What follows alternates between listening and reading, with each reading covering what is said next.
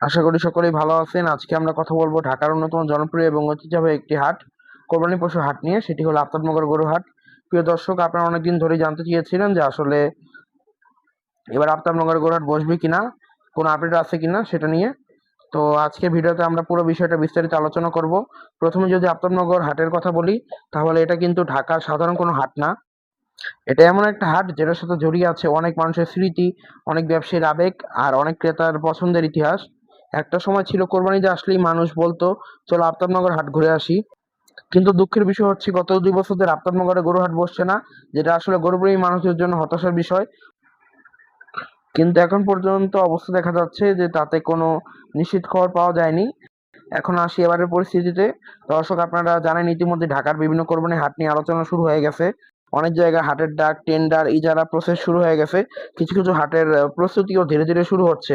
কিন্তু আশ্চর্যের বিষয় হচ্ছে এখন আফতাবনগর গরু হাট নিয়ে কোনো ডাক বা অফিসিয়াল আপডেট দেওয়া হয়নি। আপনাদের মধ্যে অনেকে অপেক্ষা করে আছেন এই হাটের জন্য। অনেকেই চান আবার আগের মতো আফতাবনগর হাট জমে উঠুক, আবার ট্রাকে ট্রাকে গরু আসুক, রাত ভোর বেচাকেনা হোক। তা আমরাও সেটাই চাই। তবে যতক্ষণ অফিসিয়াল ঘোষণা না আসে ততক্ষণ আমাদের অপেক্ষাই করতে হবে। ইনশাল্লাহ আফতাবনগর গরু হাট নিয়ে যেই মুহূর্তে কোনো কনফার্ম আপডেট আসবে, হোক সেটা হাট বসার খবর অথবা অন্য কোনো কিছু, তো আমি অবশ্যই আপনাদের জানিয়ে দেওয়ার চেষ্টা করব।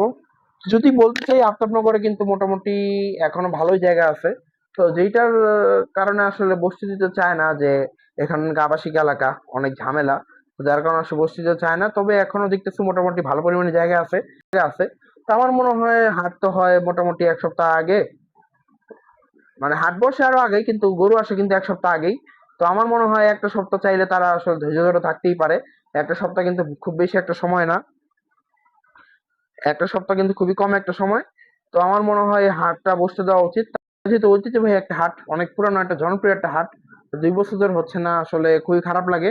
তো আশাবাদী এবার ইনশাল্লাহ হাটটা হবে। যদি হাট নিয়ে কোনো অফিসিয়াল খবর পাই তাহলে অবশ্যই আপনাদেরকে আগে জানাবো। তো দেখা যাক এখন কি হয় সামনে, এই হাটের ইজারার ডাক আসে কিনা, তাছাড়া হাট বসার কোনো সম্ভাবনা তৈরি হয় কিনা।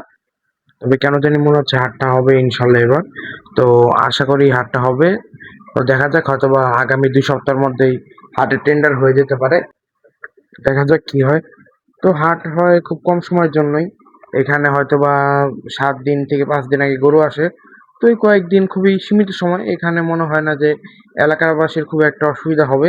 তো হাট দিলে তো আশা করি ভালোই হবে।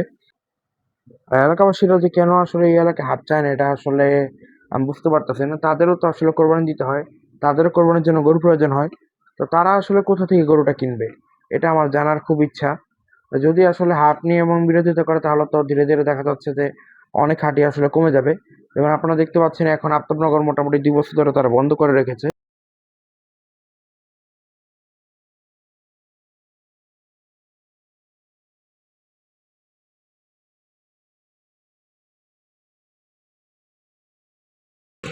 দুইটা কি শাহিওয়াল আর একটা ক্রস? আচ্ছা, একটা হলো ফ্রিজিয়ান জাতের গরু, এই দেখতেছেন সামনে, কি তেমন দেখলাম না হাট বসানো কোনো প্রস্তুতি। অলরেডি যারা জায়গা আসছে এখানে কিন্তু এখন বলেনি আফতাবনগরের কথা। তো গতবার কিন্তু মেরুলে আর কি হয়েছিল হাট, ওই যে কাঁচা বাজার যেটা আর কি, এই যারা করে বা এই যারা হয় সামনে, তাহলে হাট বসানোর একটা চান্স থাকে। দেখা যাক কি হয়।